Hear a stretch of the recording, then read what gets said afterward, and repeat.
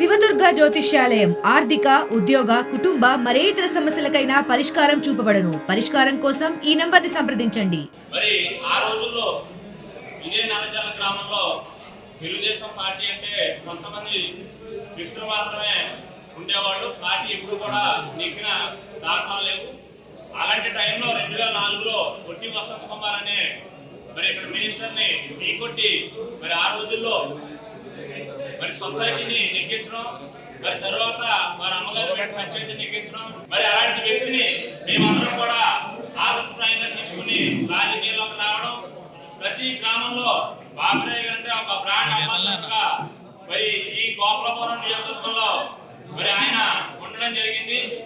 ఏ కార్యకర్త కష్టం వచ్చిందన్నా ఆ కార్యకర్త నేనున్నానని మరి ఆయన రాత్రనక పగలనక మరి కష్టపడడం, మరి ఆ రోజులు ఎన్నో అక్రమ కేసులు పెట్టించుకుని మరి ఆయన ఎన్నో రకాల ఇబ్బందులు పడినప్పుడు మరి ఆ రోజు 2009లో తానేటి వనిత ఈ రోజు హోమ్ మినిస్టర్ ఆ రోజు పార్టీలో నెగ్గి 2012లో పార్టీ నుండి వెళ్ళిపోయినప్పుడు మరి ఆ రోజు బాబురాయ్ గారు ఒకటే చెప్పారు, నువ్వు మళ్ళీ ఉప ఎన్నికరా నిన్ను ఓడించే దమ్ము నాకుంది, నువ్వు ఉప ఎన్నికకి సిద్ధంగా ఉంటే నేను నిన్ను ఓడించిన సిద్ధంగా ఉంది అని ఆ రోజు ఆయన సవాల్ ఇవ్వడం జరిగింది. మరి ఆవిడ ఆ రోజు ఆ సవాల్ స్వీకరించలేదు.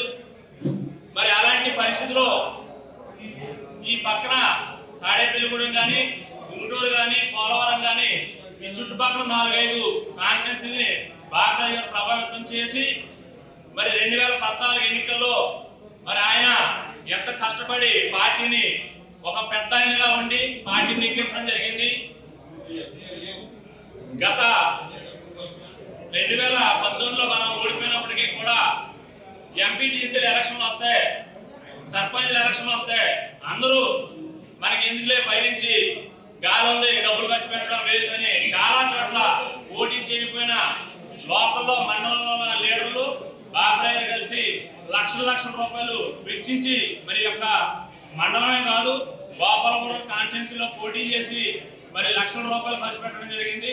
మరి అలాంటి నాయకులు కూడా విలువ ఇవ్వకుండా చంద్రబాబు గారు ఒంటెత్తు పోకడికి వెళ్ళడం కరెక్ట్ కాదు. మీరు ఏదైనా మధ్యపాటి వెంకటరాజు గారికి ఇచ్చినప్పుడు కనీసం ఆయనకు ఒక మాటగా చెప్పి ఉండవలసింది. పెద్ద నాయకులు ఉన్నారు కాబట్టి వాళ్ళని కూడా కూర్చోబెట్టి మాట్లాడితే బాగుండేది.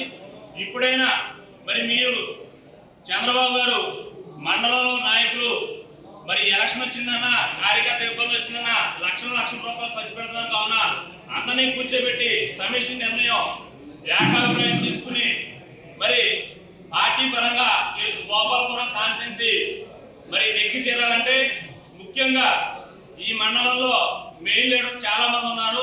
మరి వారందరితో మాట్లాడి గోపాలపురం ఈ యొక్క అభ్యర్థి విషయంలో మంచి నిర్ణయం తీసుకుంటారని కోరుకుంటున్నాను. ఎన్నిసార్లు అధిష్టానాన్ని తీసుకెళ్ళినా వాళ్ళు ఏమో అదిగో మారుస్తాం ఇదిగో మారుస్తామని మాకు పల్లెపల్లి మాటలు చెప్తూ కాలం జరుపుకుంటూ వచ్చింది. ఇక్కడ బాబురాజు గారు కూడా నా ముఖం చూడండి, నేను మాట్లాడుతాను అధిష్టానంతో, నేను మార్పిస్తాను, మీరు కంగారు పడకండి నేను మాట్లాడుతానని ఆయన మాకు కళ్ళుబొర్లు కవర్లు చెప్పి ఈ బాబురాజు గారు కూడా మమ్మల్ని తొక్కుపెట్టి ఇక్కడ ఉంచి మా మీద చల్లీలు తల్లి ఇక్కడ కూర్చోబెట్టాడు గత 16 నెలల నుంచి.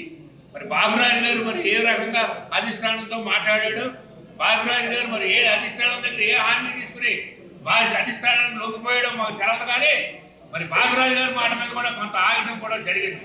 మరి నిన్న కాక మొన్న అక్కడ అధిష్టానం బాబురాజు గారిని నలుగురు మండల పార్టీ పిలుస్తూ జరిగింది. పిలిచినప్పుడు చంద్రబాబు గారు ఒకటే మాట చెప్పారు, ఏమని, ఇతని డ్రాప్ బాగోలేదు, ఇతనైతే ఓడిపోతాడు, అవతల క్యాండిడేట్ బలమైన క్యాండిడేట్ వచ్చింది, ఇతన్ని మార్చుతున్నాను, ఇతన్ని మార్చి నేను ఎవరో క్యాండిడేట్ పంపుతాను, వాళ్ళని నెగ్గించి పంపండి అని నలుగురు మండల పార్టీ ప్రెసిడెంట్లు కూడా చంద్రబాబు గారు చెప్పడం జరిగింది. బాబురాజు గారితో కూడా నువ్వు మరి వెంకటరాజు చేస్తామని అంటే నేను చేయనండి, మీరు ఇష్టమైతే చేసుకోండి ఇచ్చుకోండి, నన్ను వదిలేయమని అది చెప్పినప్పుడు నేను వేరే క్యాండిడేట్ పంపుతాను, నువ్వు నెగ్గించి ఇక్కడ నాకు పంపించు అని చెప్పి పంపించడం జరిగిందని మాకు తెలియజేయడం జరిగింది. మరి అభ్యర్థిని ప్రకటించడానికి 2 రోజుల ముందు నేను క్యాండిడేట్ మారుస్తున్నాను, నేను పంపిన క్యాండిడేట్ నెగ్గించి పంపండి, మీరు అతను డ్రాప్ పడిపోయింది అన్న అధిష్టానం మరి 2 రోజుల్లో ఏ ఓటర్ ర్యాంక్కి ఏ ఓటరు బెదిరింపులకు లొంగిపోయి మరి ఆయన్ని మళ్ళీ అతన్ని అభ్యర్థిగా ఎందుకు పంపించవలసి వచ్చింది? అక్కడ బలమైన క్యాండిడేట్ అవతల వైసీపీ నుంచి హోమ్ మినిస్టర్ తానేటువంటి ఉంటే ఇతను అయితే ఎక్కడని ఎన్నో సర్వేలు చెప్పినా మరి ఈ సీటు అక్కర్లేదనుకుని అధిష్టానం అతన్నే క్యాండిడేట్ చేసి పంపించిందా? మరి లేకపోతే అతను ఏదో కష్టపడిపోయాడు కరోనా టైంలో ఆఫీస్లో అన్నాడు.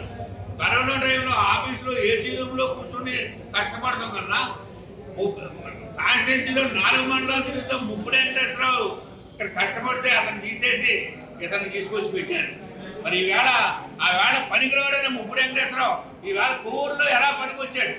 మరి అది అధిష్టానం దాన్ని గమనించుకోవాలి. అధిష్టానం అంటే జగన్మోహన్ రెడ్డి లాగా మనం కూడా కొవ్వూరోడిని ఇక్కడ కొవ్వూరోడికి మార్చి ఇలాగా మనం చేయటంలో మనం ప్రజలు ఏమనుకుంటున్నారు? ఓహో, తెలుగుదేశం పార్టీ కూడా తను ఇంచుమించుగా వైసీపీ నడుచాడులో నడుస్తున్నట్టు అంటున్నారు. తర్వాత అధిష్టానం చేసిన పొరపాటు ఇంకోటి ఏంటంటే ఈ పాత పశ్చిమ గోదావరి జిల్లాలో 3 ఎస్సీ కాన్స్టిట్యూన్సీలు ఎంపీకి ఇవ్వడం, పాత తూర్పుగోదావరి జిల్లాలో 3 ఎమ్మెల్యేకి ఇవ్వడం. ఇప్పుడు అక్కడ వ్యతిరేకత వచ్చింది, ఇక్కడ వ్యతిరేకత వచ్చింది. తూర్పుగోదావరి జిల్లాలో మాదిలు మేము లేవా 3 మాలకైనా ఆడ తీసుకొచ్చి కూర్చున్నారు. పశ్చిమ గోదావరి జిల్లాలో 3 మాదిలకైనా మాలను మేము లేవా మాకు ఒకటి ఇవ్వచ్చు కదా, మాకు ఇంతవరకు ఎప్పుడు ఒకటి ఇస్తున్నారు కదా అని వాళ్ళు దెబ్బలాడుతున్నారు. ఇప్పుడు 2 బీచ్ అంటే రేవణలాగా తెలుగుదేశం పార్టీ అనాలోచిత నిర్ణయం వల్ల ఒక జిల్లాలో మాదిలు, ఒక జిల్లాలో మాలలో కూడా పార్టీకి వ్యతిరేకమైపోయే పరిస్థితి వచ్చింది. మరి ఇలాంటి పరిస్థితుల్లో అధిష్టానం ఒకసారి ఆలోచించి మరి గోపాలపురంలో డ్రాప్ పడిపోయిన క్యాండిడేట్ని మార్చి మరి ఎవరినైనా క్యాండిడేట్ని మరి మాల నుంచి ఇచ్చినా మాది నుంచి ఇచ్చినా ఫ్రెష్ క్యాండిడేట్కి ఇచ్చి మరి మీరు అభ్యర్థిని కనుక మార్చకపోయి ఉండనట్టయితే ఇక ముందు జరగబోయే పరిమాణాలు ఈ గోపాలపురం కాన్స్టిట్యూన్సీలో 4 మండలాల నుంచి కూడా కార్యకర్తలందరూ ఏకమై ఒక క్యాండిడేట్ ని నిలబెట్టి మేము ఇండిపెండెంట్ గా నిలబెట్టి ఆ క్యాండిడేట్ ని నెగ్గించి మరి తెలుగుదేశం పార్టీకి బహుమతిగా అందజేస్తామని తెలియజేసుకుంటూ మరిన్ని వీడియోస్ కోసం ఛానల్ ని సబ్స్క్రైబ్ చేయండి. లేటెస్ట్ అప్డేట్స్ కోసం వాట్సాప్ ఛానల్ ని ఫాలో చేయండి. అండ్ లింక్ డిస్క్రిప్షన్ లో ఉంది.